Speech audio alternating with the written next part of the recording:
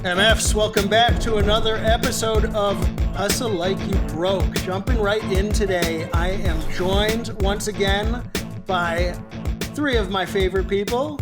Christine Dallas. Hello. Kyle Hamilton, Mr. MF. Good evening.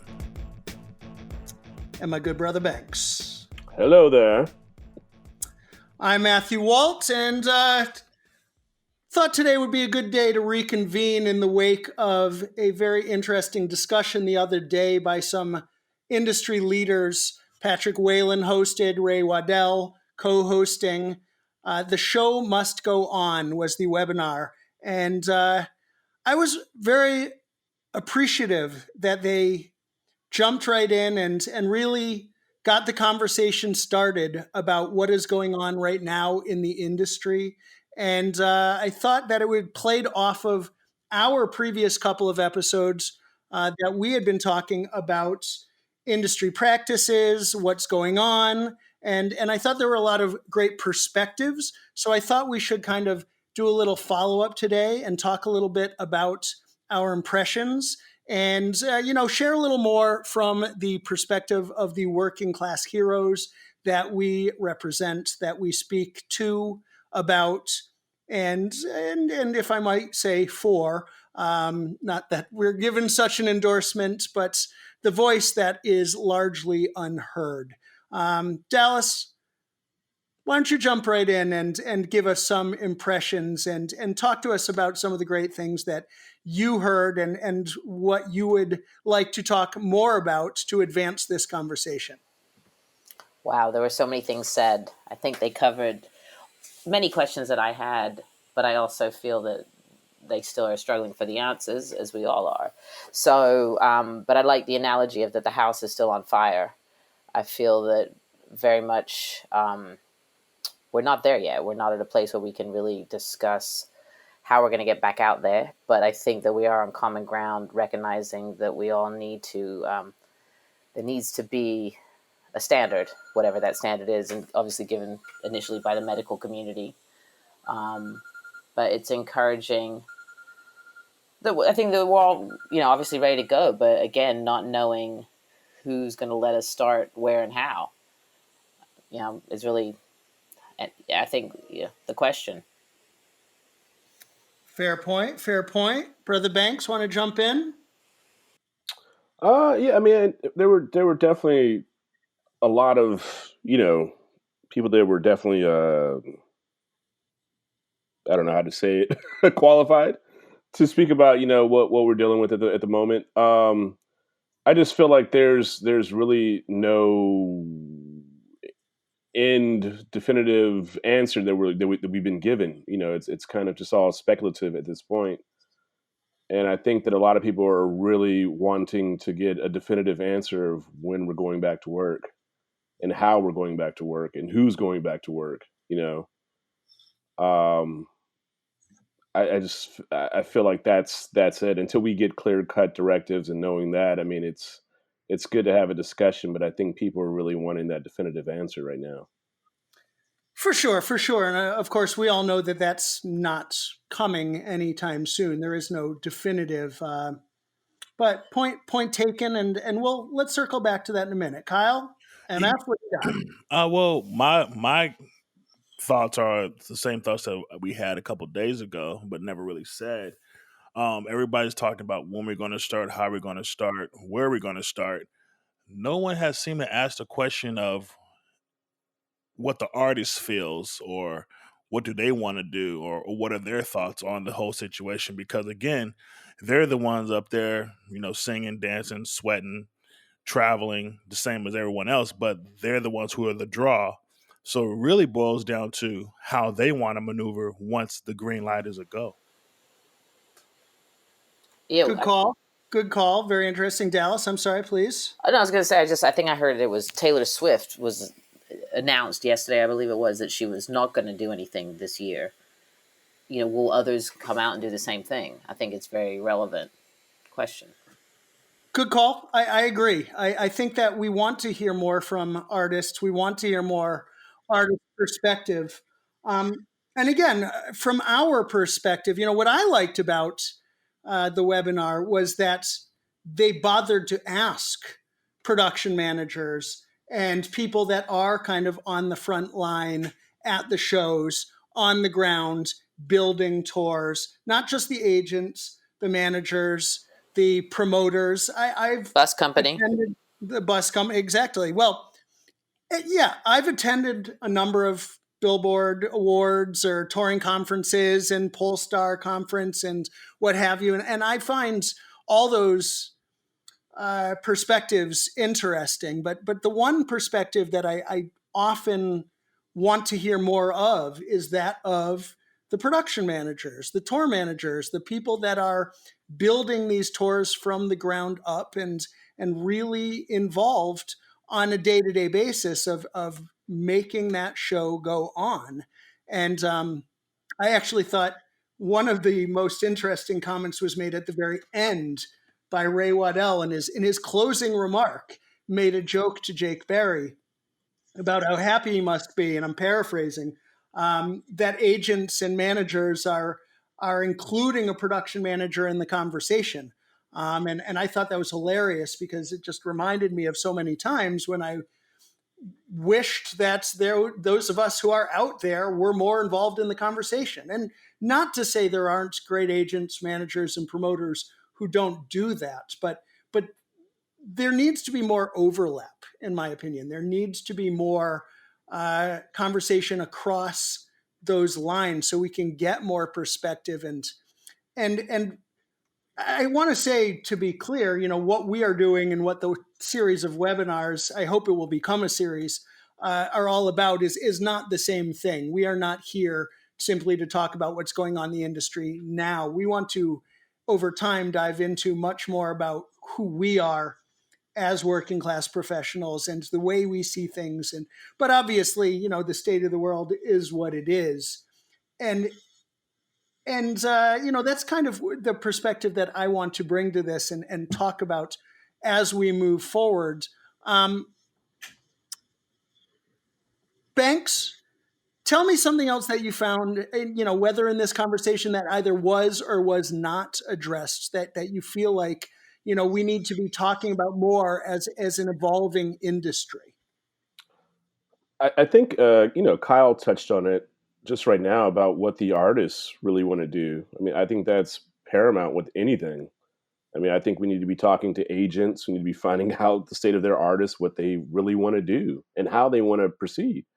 I mean, because without them, we don't have a job right now.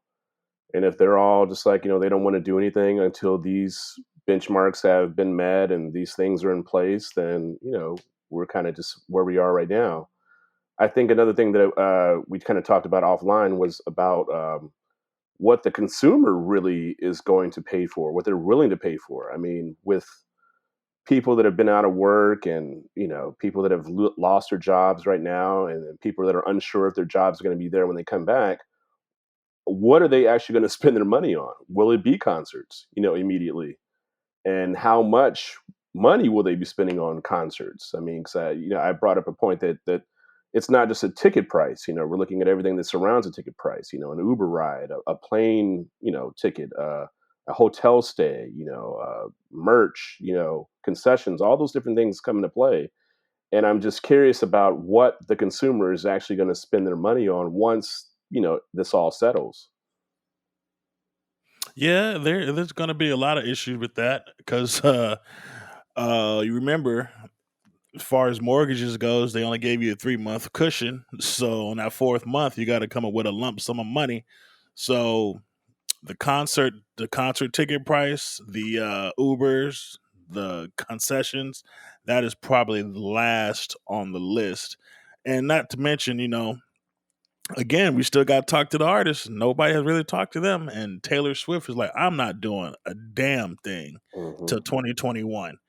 I give a damn about what you figure out between then and now. We should do a living room boogie. Who knows? But right now, it's about the artist first and the consumer second, and then everything else falls into place after that, I believe. And I think a fair question is, if you look at that recent show, the Global Citizen concert, did you guys check that out at all? I did. And that was okay. And you're chuckling right there. Tell me something. Why are you laughing? Because if you're probably laughing, why I'm laughing. I mean, I was sort of kind of taken aback by that. I was like, what? Huh? And I mean, where did we come into that? We being the common working guy that's but like I'm assuming some people had some professionals help them look good, feel good, sound good in their hotel room or homes or wherever they were. But I mean, was it supposed to strike awareness for the music industry? Well, no. I mean, good question. Where do we play into that? I think the answer is, for the most part, we didn't. Right. And I think you could tell. I think that that's what was missing from it. I appreciate that they want to raise awareness. I appreciated that they want to raise money. I was disappointed there wasn't more diversity in the offering. Certainly, most of us, all of us, do a lot of hip hop. And was there any hip hop? Common, I guess, was on maybe at some point. I didn't see him, the whole, Teddy Riley babyface thing, but is that hip hop? I mean, there were no rappers. None of the clients that I've worked with were there, I don't believe.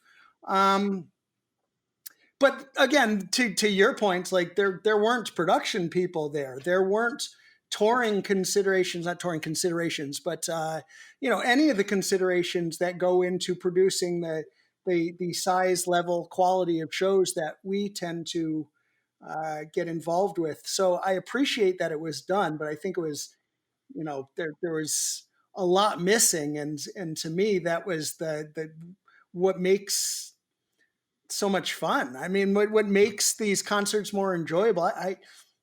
I'm talking in circles. I appreciate that these artists did it, but yeah, I was kind of a bit of a snoozer for me. But in with regard to the living room boogies in the future to come, you got to remember, it's like it's like a team, a sports team. They have what they call, the skilled players, the quarterbacks, the running backs, the wide receivers, and etc. What's going to come back to the initial workforce when we start doing more living room boogies will be the monitor engineer, the front of house engineer, the production manager, of course, and the drum techs. I mean, not the drum tech, just the backline techs. But again, all the other people who make the things go round. Those are the like the linemen, the stage, the carps, all those. Those are the ones who are going to be really suffering because you're not going to have much in regards to a set uh, that's going to go up. The lighting director will be there. You may have a few, cats dealing with some, few, you know, stuff that's in already in a studio. So there's going to be a real um, shaved down core group of people who are going to get back to work because all the ones who do the heavy lifting, there's nothing going to be there isn't going to be anything to lift, unfortunately. For sure, for sure. And I think we actually talked about that the other day also, just in terms of who gets back to work first and when others get back. And, to the point of this webinar, not the point so much, but what was talked about a lot was, whether distancing restrictions will come into play and how it's going to look when we come back and who's impacted by that. But moving on from that, I want to take exception with something I think you said a minute ago, Kyle, and this is where I would love for the conversation to go. You talked about the artists. I agree. We want to see where the artists want to go with this. You talked about next, comes the consumer. I know on the webinar they talked about public confidence, and that's an extremely important factor. But you said after that, then everything else takes care of itself. And that's the part that I think was actually missing from the webinar, the part that I want us to be talking about, the part that I'd love for them to talk about more among themselves. Should they do another webinar with us? Should any of them want to join us for a future conversation? Certainly welcome them to do that, because I think that everything isn't going to take care of itself, or or more importantly, I think we shouldn't let everything take care of itself. I think that we should talk more about establishing standards and best practices and ways to ensure that when it comes back, the industry comes back bigger and better and stronger. People forget the concert industry is still a relatively new industry. It's evolved a great deal in the now, 50 years that it's even been an industry. But that's it. It hasn't been an industry for longer, much longer than that. And and we're still very much in our infancy. This isn't the banking business. You know, we are a young industry, and so when they talked briefly about training and safety standards and improved awareness and things like that, that's what I want to talk about. Doug Roundtree made a comment about it's a time for us to get better at what we do. The woman from Fifth Avenue said how we do it and how we do it right. Um, I want to hear how we're going to do it right. I want to know what we can do to do things better, to do things right, to ensure safety, to ensure improved conditions. They talked about Tim Roberts, who's the health and safety guy, basically said something about reevaluating who are the most important people. And Exactly. was it the person who cleans the bathroom or something like Yeah, he said that? the janitors. Yeah. Exactly. Yeah. I mean, Yeah. giving respect to the people who are not on the marquee was what he said. And again, like Kyle, you made a comment the other day about looking for better bathrooms, clean facilities, things like that. Those are things that I think that should be in place and should be established, and there should be norms and standards and expectations. Dallas, please stop me from talking and chime in. Well, it's again, I'm going to go back to what I said before. It sounds like we need an authority, whoever that may be, and we need to establish who we think that authority is. I've been on amazing tours with incredible production managers who have incredible ethos for concerns of safety. And I've been on other amazing tours with other amazing production managers who could give a flying fiddle about whether, somebody's wearing a hard hat or not. And obviously, we all know you need to wear a hard hat. You need to have a safety vest on. It just makes sense. You should probably be wearing steel-toed shoes, depending on your job. It's not always necessary, but these things do happen. And I think this, again, is where we need to decide now, who do we think has the best information and we can create. Lysol. Sorry? Is that your sponsor? Lysol has the Lysol. best, because you know what? With all that being said, it goes down to this. We're here because of some nasty bastards, period. It's not because of a hard hat. It's not because of a vest. It's because people do not know how to clean. We should not have waited. Like, even if you get on, Uber and not Uber, but public transportation, you should not get on a bus and it reeks of urine. It's a public transportation. You shouldn't get on any kind of rail system and be scared to touch the handles. They should have been doing all this cleanly and high resolution cleaning stuff, UV lights, disinfecting since day one. When you're dealing with a bunch of people, it's about being clean. It's not about putting on gloves, protecting yourself only from the food. If you put on gloves to serve somebody's food, but then you touch a trash can with the same pair of gloves. People out there are nasty. They don't give a damn. So until we start getting our shit together about being fresh and clean, that's why I don't touch catering half the time, because you see guys come out there who's been rigging stuff, and no disrespect to them, you're working, but just because you put on some damn hand sanitizer, but yet your hands are still black from grease, your shit ain't clean. It begins from all that nasty ass shit. And once we start getting that together, then we won't have to worry about pandemics.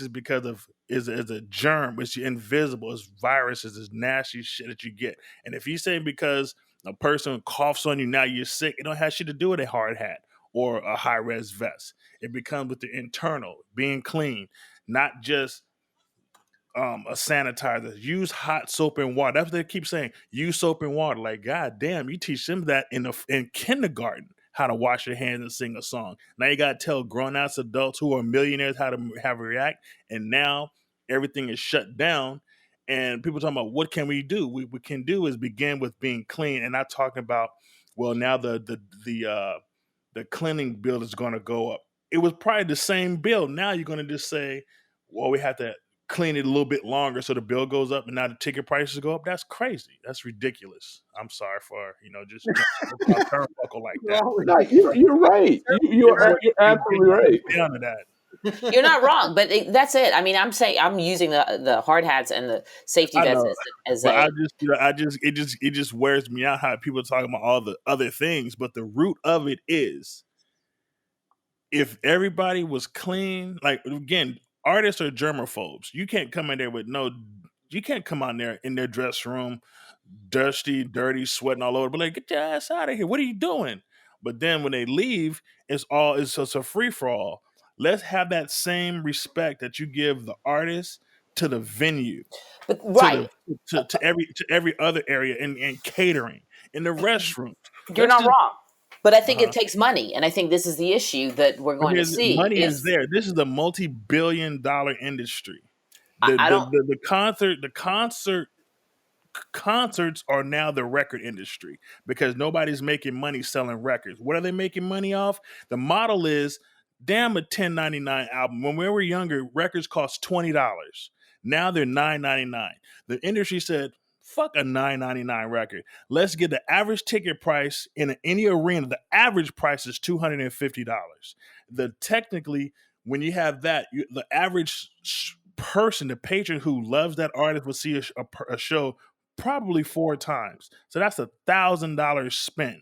And you have million seats sold. You do the math. It's a bigger profit margin than a $9.99 CD that you get, and then you sell a million record, then you get a punk ass plaque. The new business model is people getting them ass in those seats, and on the average ticket price of $250 versus the $1,500, $2,500 seats with the gift pass. Money is there. I'm not trying to hear that time, but they not had the money. The profits are, everybody's making these exorbitant amount of monies for the CEOs, and not putting it back to where it's supposed to be, in the areas of where keeping people healthy, people keeping stuff clean, paying people the right money. Now, when you give a guy who's busting their ass for 18 hours a day, damn near, when you break it all the way down, a little bit over minimum wage, that's some bullshit ass rates right there. So that's where it is. The money has always been there. It's now, you said there's all these profits of, $20 billion profits supposed to be made, or this, and that, and the third. And you saying there's not enough money out there? There's plenty of money. Okay. So, man, a lot there. Hope we can still get some agents and promoters and managers that are willing to join us after that. Kyle, so much of what you just said, I totally appreciate. I have no idea if the average ticket price is $250, and that seems crazy to me. But I think that the most important point was that the money needs to be spread around in a way that makes more sense. And if that means a little more money needs to be applied to improved cleanliness, safety standards, etc. I mean, maybe I'm just trying to dovetail what you said back to the point that I was trying to make before. But, the guys that are working 18 hours, aren't wearing white gloves. So their hands may need a little longer to get clean in the catering room. But so be it. It is what it is. We just need to figure out ways to be safe, to be clean, to ensure safety and cleanliness. And what else? What other standards need to be considered? Let's talk about that. Let's not focus just on, people washing their hands. We acknowledge that is of paramount importance. But that's why we're at home, because of not hands. It's across the board, though. I mean, you look at just the airline industry. You how many times have you been standing at a gate and that plane is deboarding, people are coming off, and you're waiting to get on? There's no way that they thoroughly clean that plane by the time all these people have gotten off a full sold out flight, and you're waiting to get on, and it's like 10 minutes you walk on and it's completely clean. I mean, you look at the restrooms in the hotels. You look at in the airports. I mean, It's across the board. What's across the board? The lack of respect for cleanliness. Yeah, that's the root of it. We get down to fresher now, we'd be back making all the meals again. I think I heard one. I don't know if it was L.A. County in the Metro line, but they were saying something about how they've increased cleaning. I think something like every 24 hours, every 48 hours, something. It was some absurd number that made you go, "What were you doing before?" Like wait, what were you doing before? Exactly. Like you're telling me that this is now the new standard you put in place. What were you doing before? How long were you going in between your cleans? Then now this is we're supposed to be excited. Like, oh, they're doing this. It's like, what were you doing before? That's disgusting. Okay. So is there anything else then that you think we need to be improving upon, that we could be doing better coming out of this? I think with certain festivals, I mean, I think certain festivals kind of pride themselves in kind of being more organic than other festivals. So there aren't as many, accessible bathrooms and wash stations and all those different things because they want to keep it more organic. But I've been to some very prestigious, some of the festivals that people think, I can't wait to play that festival, but some of the most disgusting festivals, that you'll go to. And I don't know if that's because, like I said, they're trying to keep it organic or keep it, very, relaxed or whatever without having, structured things in place. But I feel like some of those festivals that are huge festivals that people hold as an honor need to step up their practices. I think you're right, but I mean, this is something I spent a lot of time in the promoter side of life. Fair enough. And this has been one of always the biggest arguments is health and safety and things, in that people, inevitably have to save money in certain areas. And unfortunately, that ends up being one of those areas that they save money. And that's why we're saving money right now, because nobody's working. Because the Sure. bastards don't want to have shit healthy. And now everybody's sick. The industry is sick. That's what you get for being Right. healthy. So now we've got to figure out how we get back out there. So in getting back out there, like some of the stuff they talked about yesterday was taking temperatures when people showed up at work, identifying, like the local crew even versus the touring crew, monitoring. One person brought up, if the vaccines come available, will that make you less able to be employed if you haven't got the vaccine? And then as Jake interestingly put it, he said some people are convicted of crimes, and we take the effort with them sometimes because they're good at their job. We go around that, so it's a relevant question. But this again requires a bigger authority than us. So in terms of I think that in the nature of the business that it is, it's so full of loopholes and dodgy stuff. Is this, and as you say, Matt, the business has only been around 50 odd years. So is this now maybe the other part of the second reckoning? Is this when we make contracts really legible and we make them actually cover the people that are on the floor, and we talk about indemnities, where if you get sick, what happens? I mean, I've been on tours where one guy twists his thumb and he's off the tour, and somebody else breaks an arm and everybody looks the other way. So there's a lot of, I don't want to say dirty, but there's a lot of interesting parts of our business that, what's good for one isn't always applied to another. And I think that, too, is what's going to make it clearer to move forward, because you've got to have a plan. And right now, we're just using the old, pissing in the wind.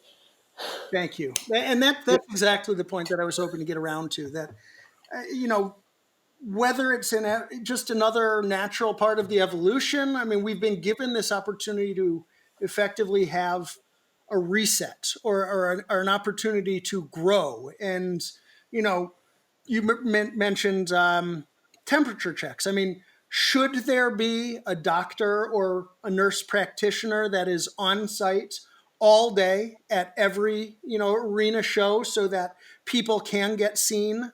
Should there be a mental health? But that should be there anyway. Well, paramedic. Hang on, let me just say this. But this is an interesting thing, because I've been on really complicated tours, right? Shows really complicated to start off and move out the gate. The show was big, a lot of moving parts. There was a night that went by that we didn't call a paramedic outfit. We didn't call 911 to get somebody help out with a little accident during loadout.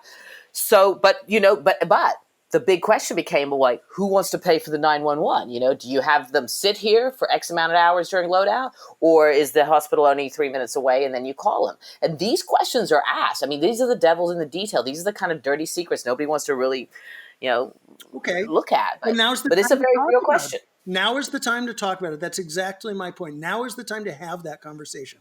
How about now we stand up and we say we feel like there should be somebody on site to not only monitor people's health and well-being, but, administering B12 shots. Should that be more of a norm? Are there health standards that tours should employ in terms of keeping people healthy? We've talked about how, one person gets sick on a bus, everybody gets sick on the bus. Do you have a touring doctor? Do you take Yeah. a touring crew member? Is your medical staff? Is that a fair question, perhaps? Perhaps Absolutely. that's a fair question. Again, I'm saying just locally in the building, but should there be somebody that's coming with the tour? What else can we do?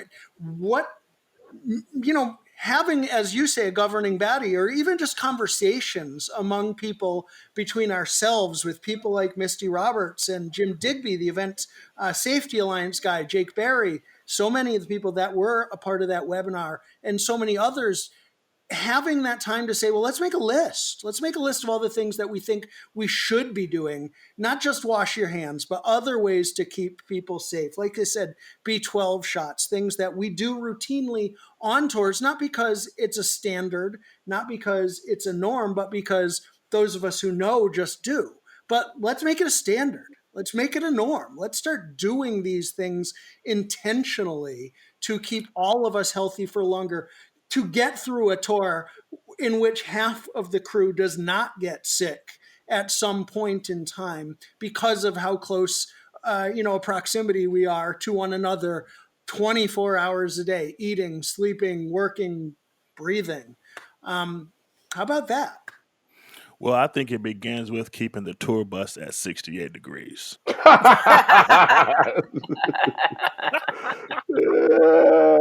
the problem is got it. Blame the bus company. No, Matt, I think you're absolutely right, because from the tours we've done, I'm always the person like, hey, we need to get a rock dock in here, like immediately. Yes. Because but you have to ask for it. It's not like it's something that you see like every show or every 4 in a row, 5 in a row. When you're doing these crazy schedules, you don't see that. You have to ask for it. The only thing we see is, and this beautiful thing is, the vitamin rack over in catering by the people. That's about it. You don't always see that. The better catering companies will do that. You don't always see that. You don't always see it, yeah. I'm certainly happy when I do. You just raised another question, which is days in a row. Banks, you said 4 in a row, 5 in a row. What about when we've done 6 in a row, 7 in a row? I know. I'm guilty as charged. In my days when I was promoting and booking, I once did a tour, and I was proud of this. We did a 15 in a row, and agent wore everybody out. Manager thought it was great. It wasn't supposed to be that way. We had a 5 in a row, and then we had a 6 in a row, and then we had a couple more. And the dates, the offers came in. The opportunity was there to fill them. Everybody was shot. Are they okay? That's called greedy. That's just dumb. It's greedy. The artist was shot. The artist was singing with. Who was the artist? Stage. Yeah, it was a ghost singer. It was right. rough. Honestly, it works. But those checks cleared.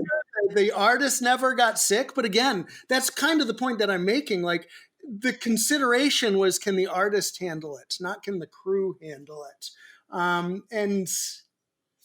That. What'd you learn? What did I learn? Well, I'm learning now that perhaps I should have thought different. I work with that artist to this day. We're talking about 7 years ago, and I still work with that artist. So I'm not going to say who it was, but the artist certainly wasn't unhappy. The management certainly wasn't unhappy. My point being that the crew was not considered, and exactly. it was the time to start those conversations. And again, I fall on that sword because I'm not saying I'm better than anyone here. I'm saying let's all recognize the opportunity we have to do better. Yeah. I just think we have to have those things that become standards now, that we're, proactive and not reactive. You look at other countries, like I flew right before March, the top of March. It probably took like 15 flights in like a week. And every time I landed, or when I, got on the plane, there was nobody there to take temperature. And we were coming from all over the place. Nobody there. And these were all like domestic flights in the States, and nobody there to take temperatures or anything else, or just check or anything like that. But I've been in other countries like, Japan and China, Korea. And if they have something going on, there's immediately temperature checks. There's the whole thermal scan when you're walking, through the jet bridge, and, into the baggage claim and through customs, and then there's a quarantine area immediately. I just think that things that we don't have need to become standards. Exactly. So I think we should wrap there for today. Another episode of Hustle Like You Broke. Any final thoughts, parting shots from you, MF? Yeah, I'm washing my hands right now.